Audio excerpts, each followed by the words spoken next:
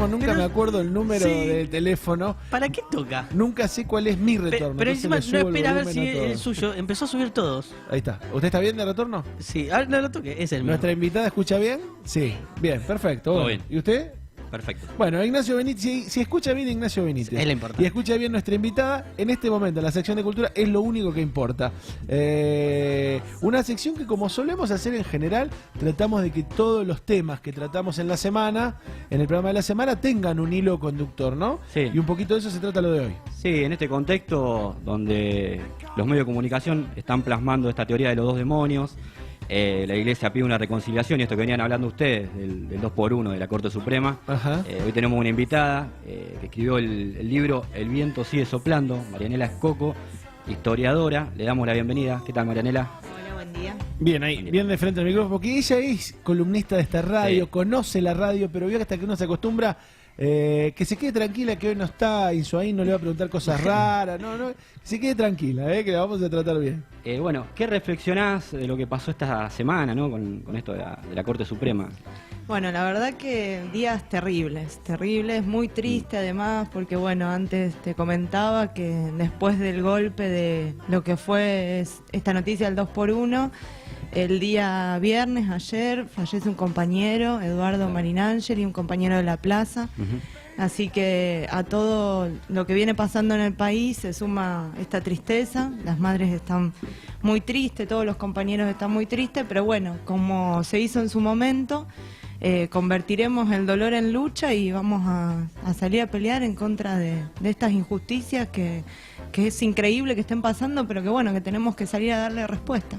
Marianela, ¿cómo surge la necesidad o la idea, o si es realmente la necesidad de escribir esto, El viento sigue soplando, digo, que es como una recopilación de la historia de las madres de Rosario? Exactamente. ¿Por qué? En realidad surge primero una idea de hacer un video documental. Ajá. Con los compañeros de la plaza. Yo participé muchos años de ese espacio, que lo hicimos finalmente, se estrenó en el año 2010, se llama Arderá la memoria, si lo quieren buscar en internet también. Hemos hablado, creo, en algún momento de ese documental en el programa. Sí, seguramente que sí. Y bueno, en ese momento lo empezamos a realizar en el año 2008, 2009, nos dimos cuenta que estaban todas muy viejitas ya, que era un testimonio que se iba a perder, que teníamos que contar esa historia, nos parecía fundamental. Así que, bueno, de esa forma, la idea fue hacerlo en formato video, porque, bueno, era una forma también de llegar a más espacios, de un material más didáctico para poder presentar en las escuelas y demás. Y allí nos pusimos a investigar con el grupo de compañeros y enseguida nos dimos cuenta cuántas ausencias quedaban en esta historia, que no es solamente una suma de relatos de sus historias de vida, sino que es la historia de una organización. Entonces, entre otras cosas, por ejemplo, se hablaba mucho de la formación de familiares de detenidos desaparecidos en Rosario, y en algún momento se había formado madres. Y bueno, en ese momento nosotros no pudimos determinar cuándo se había formado madres. De ahí que el documental se estrena, como dije, en el 2010, sin ese dato. Y de ahí que yo estaba terminando por entonces mi carrera de profesora y licenciada en historia, y bueno, decidí tomar este tema para investigar y para poder seguir indagando. Así que surge en primer momento como una tesina de licenciatura, que fue eso, el primer resultado. Luego de eso, los compañeros de la editorial Último Recurso se enteran de mi trabajo, me proponen editarlo. A mí me daba un poco, digo, bueno, hay que revisarlo, esas cosas. Dicen, no, pero ya está evaluado, es una tesis, qué sé yo. Digo, bueno, editémoslo y así. Uno igual siempre lo piensa más para el ámbito académico, por Claro, ahí, claro. con esa ¿tiene alguna diferencia, digo, hacer un trabajo pensando solo en lo académico que pensando en el público en general? Cuando vos decís lo reviso, Claro, ¿tiene que ver con eso? Nunca lo pensaste para publicarlo, digamos, al libro. En realidad, en el horizonte uno siempre cree que la idea no es que las cosas queden en la academia, sino que se puedan difundir de alguna manera. Claro que merece un trabajo aparte, por ejemplo, lo que era la introducción lo sacamos entero, que tenía que ver con el debate historiográfico y demás. Pero después mi escritura generalmente es bastante amena, digamos, que es un problema para la academia, pero eso aparte, porque me gusta... Va a contramano, digamos.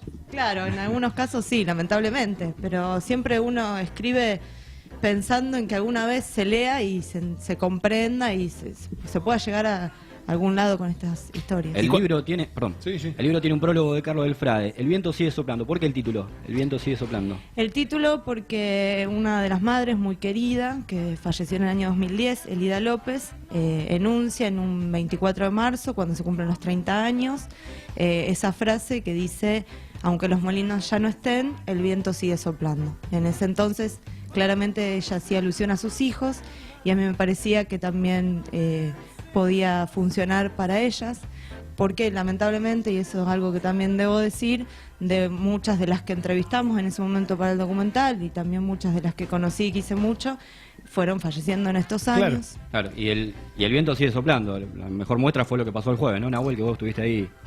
Claro, bueno, lo hablamos por fuera de Sí. los micrófonos, esta idea de lo que representaba también, pese a esta abrumadora realidad después del 2x1, le dejaba un halo de esperanza, el sentir de esa plaza del día jueves con tanta pibada, con tanta juventud y la fortaleza principalmente de las madres. Cuando construís el libro, digo, cuando vos te pones a investigar, imagino que venís con un bagaje previo como el que tenemos todos por vivir en este país y por haber absorbido parte de la historia por diferentes lugares, ¿no? Digo, algunos por la escuela, digo, esa construcción cultural. De esa construcción cultural con la que vos llegás a los testimonios en concreto, ¿con qué te encontrás? ¿Son diferentes? ¿Te encontrás con cosas nuevas? ¿Te cambia alguna perspectiva? Digo, pensando en el libro también y cómo a veces el acercamiento a los protagonistas difiere de la historia contada, ¿no? Sí, en primer lugar hay que deconstruir toda la historia como la pensamos en historia nacional. La idea que tenemos de las madres de Buenos Aires. Es por eso pregunto, más Claro. precisamente para pensar en que son procesos particulares. Exactamente, bueno, y eso es lo primero que uno se encuentra, en primer lugar, porque uno se imagina a veces o las ve a las madres muy cristalizadas como personajes históricos, y ni bien uno se acerca a la plaza y las conoce y empieza a participar de su cotidianidad, se da cuenta que son personas comunes. Yo Claro. siempre digo como mis abuelas, y Claro. las he llegado a querer de esa manera. Y además, bueno, que también tienen contradicciones, que también tienen sus discusiones internas y demás. Y cómo todo ese proceso se fue plasmando de diferentes formas, yo digo, en los distintos lugares del interior del país, o del mal llamado interior.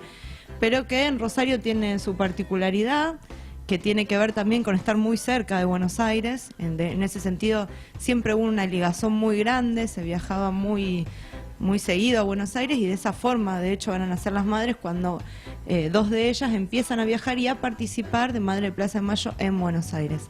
Hasta que en determinado momento, ya en democracia, se van a dar cuenta que tienen que afianzar esa lucha en Rosario, también para diferenciarse de alguna manera de los otros organismos que participaban acá. Por eso es muy particular de Rosario. Claro. Cuando voy a decir otros organismos, de organizaciones de familiares más en general y ese tipo de desarrollo. Sí, de familiares en particular, y luego también va a ser muy importante en Rosario lo que es la PDH, la Asamblea Permanente por los Derechos Humanos, donde, bueno, todos los militantes participaban ahí, y de todas formas siempre se va a dar esa militancia en conjunto, que en realidad en Rosario nunca va a estar muy diferenciado cada organismo. De hecho, varios de los militantes van a participar en varios dos espacios, o tres, claro. claro.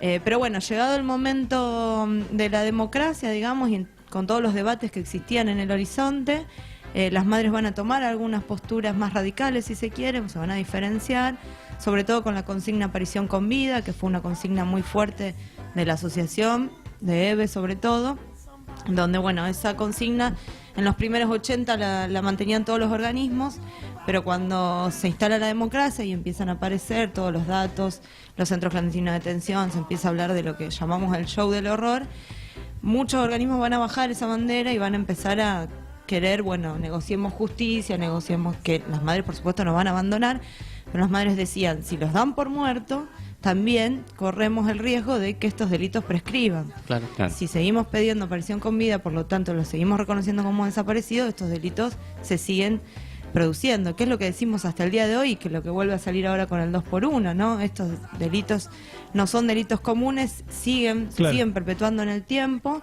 Son delitos de lesa humanidad, tienen una característica especial, por tanto deben tener un tratamiento especial. Exactamente. Vos Así. a la hora de estructurar el libro, lo hiciste con, digamos, hubo tres madres y una abuela, la historia de tres madres y una abuela. ¿Qué encontraste en común en esas historias, en las 4 historias? Lo común es la búsqueda. La búsqueda. La búsqueda y la militancia, que la búsqueda es lo que las conoce entre ellas, ¿no? Sí. Como casi instintivamente salen a preguntar por sus hijos en los lugares que supongo saldríamos hoy en día también a buscarlos, comisarías, hospitales, morgues incluso. Y en ese momento muy importante lo que era el segundo cuerpo de ejército, que hoy es donde funciona el Museo de la Memoria, Sí. reconocido claramente como la autoridad militar. Allí se conocen, allí se dan cuenta que no era un problema individual, que les Claro. había pasado a muchas, que no tenían respuestas de ninguno de estos organismos y que para obtener algún mejor resultado, por decirlo de alguna forma, necesitaban unirse, necesitaban juntarse, necesitaban empezar una lucha colectiva que en ese momento no pensaban que duraría tantos años. Claro. Y cuando vos, el libro sale, ¿no? Y después está toda la otra parte de la respuesta que recibís del libro. Digo, para pensarlo también, porque hoy cerrábamos la editorial diciendo un poco eso. Esperemos que la huella de tantos años haya hecho mella en el pueblo argentino. Digo, ¿qué recibís? Digo, según los públicos. No sé, digo, en las escuelas, me imagino que lo has presentado en escuelas o en las charlas. ¿Qué te parece que ha dejado toda esta lucha por conocer la historia de las madres, por conocer la verdad? En primer lugar, eso, ¿no? Reconocer a la lucha como el valor fundamental para poder superar cualquier tipo de problema. Yo, sobre todo en las escuelas, siempre le digo eso a los chicos. El mejor ejemplo que nos dejaron es que lo que sea que tengamos que resolver o solucionar, bueno, lo mejor es juntarse, ¿no?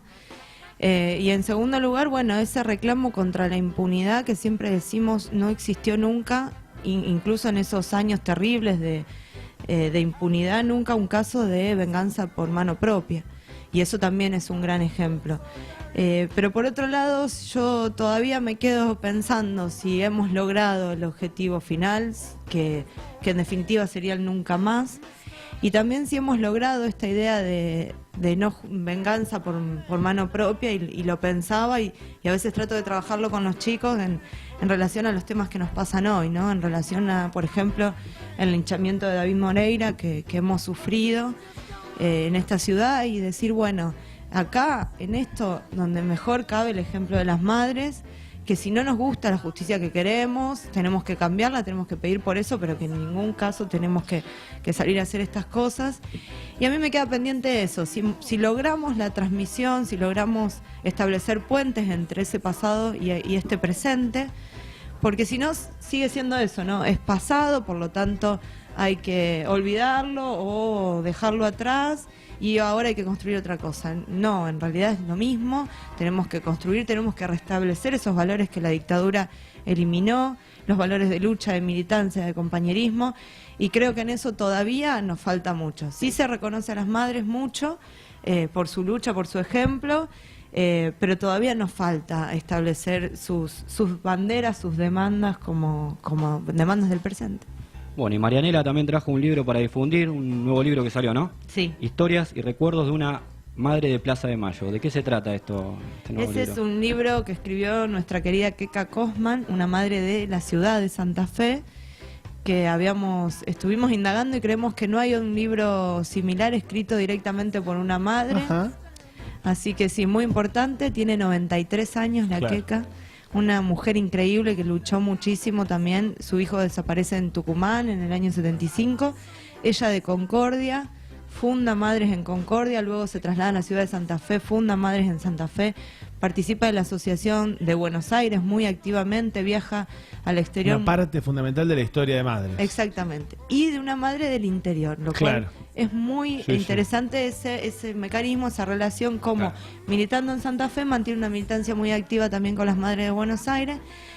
Bueno, una luchadora incansable, maravillosa, que bueno. ¿Dónde se consigue? Tanto ese como el mío están en el Halcón Maltés, no me salía, que tiene 2 sucursales. Una es Mendoza en 1438 y la otra que recién inauguraron los chicos en el segundo piso del Shopping del Siglo. Ujú. Así que bueno, y el de la Queca está en otros lugares, está en el taller de las 3 ecologías, estuvo, no me acuerdo ahora bien exactamente, pero se consigue en bastantes lugares, lo editó además ATE Santa Fe. y va a ser distribuido a los trabajadores de forma gratuita. Del viento sigue soplando, quedan poquitos. ¿Se va a reeditar esto? Quedan pocos, la idea sí es reeditarlo, a lo mejor hacer una edición ampliada, poder agregarle algo más, porque bueno, siempre están surgiendo cosas nuevas y viejas, ¿no? Porque Sí, en claro. realidad son nuevas para mí, que encuentro Claro. nuevos archivos, Ujú. pero son cosas que están en algún lugar que estaban.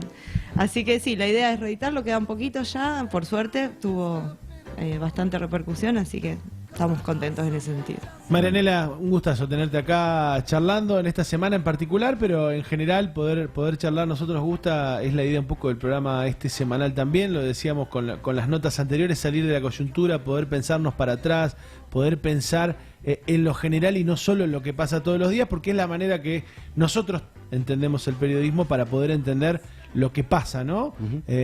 Para entender lo que pasa, entender lo que pasó. Es un poco la consigna, así que un gustazo tenerte acá. Bueno, muchas Un gracias. gustazo, muchas gracias. Y agradecerte también que venga un sábado a la mañana, Un como le sábado decimos a la siempre a todos los mañana, es invitados. difícil. Sabemos que es difícil, pero también es un horario en el que se puede tener una charla sin el apuro del todos los días, Claro. sin correr como nos corre la semana.